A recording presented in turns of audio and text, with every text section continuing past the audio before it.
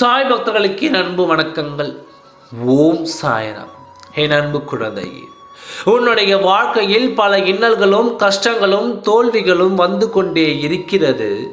அதற்கு காரணமும் தெரியாமல் நீயும் அனுதினமும் தவித்து கொண்டிருக்கின்றாய். நான் அனைத்தும் சரியாகத்தான் செய்கின்றேன், சரியாகத்தான் நடக்கின்றேன், யாரும் எந்த துரோகமும் செய்யவில்லை, யாருக்கும் எந்த கெடுதலும் புரியவில்லை, இருந்தும் ஏன் நான் கஷ்டத்திற்கு மேல் கஷ்டம் அனுபவித்துக் கொண்டிருக்கிறேன் என்று உன்னை நீயே கேட்டுக்கொள்கின்றாய். எதை தொட்டாலும் அது தோல்வியிலேயே முடிகிறது.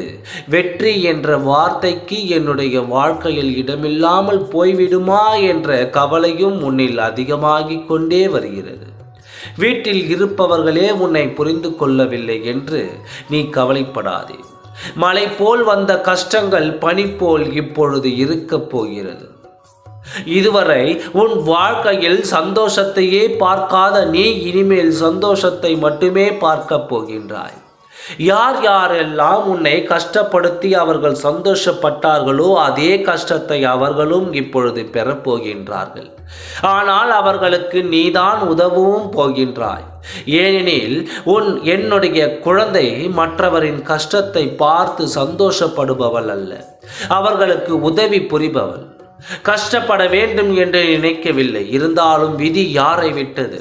அதனால் தான் அவர்களுக்கு கஷ்டத்தின் மேல் கஷ்டமாக வரப்போகின்றது. அச்சமயத்தில் நீ உயர்ந்து வாழப்போகின்றாய். அந்த நெருங்கிய உறவுகளே உனக்கு விரோதமாக மாறப்போகிறது. நீ நன்றாக இருப்பதும் சந்தோஷமாக இருப்பதும் அவர்களால் ஏற்றுக்கொள்ள முடியவில்லை.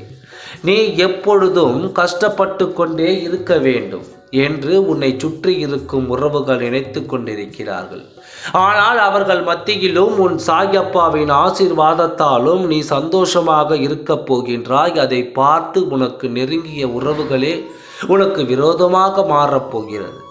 அவை அனைத்தும் தடுப்பதற்காகவே உன் சாயப்பா நான் சொல்கிறேன், அவர்கள் கஷ்டப்படும் தருவாயில் நீதான் அவர்களுக்கு உதவி செய்ய வேண்டும்.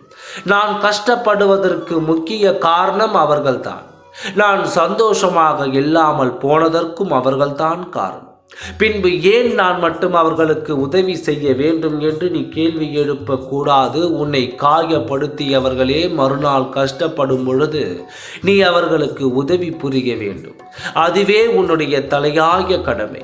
அதுவே உன் அப்பாவாகிய பிள்ளையாகிய உன்னுடைய குணமாக இருக்க வேண்டும். நீ உன்னுடைய வாழ்க்கையில் சிறந்து விளங்கப் போகின்றாய், மகிழ்ச்சியாக இருக்கப் போகின்றாய். அனைவரும் பார்த்து வியக்கும் வண்ணம் நீ உன்னுடைய வாழ்க்கையில் உயரப் போகின்றாய். மகிழ்ச்சியாக இரு, எதற்காகவும் கவலை கொள்ளாதே. ஓம் சாய்ராம். நன்றி, வணக்கம்.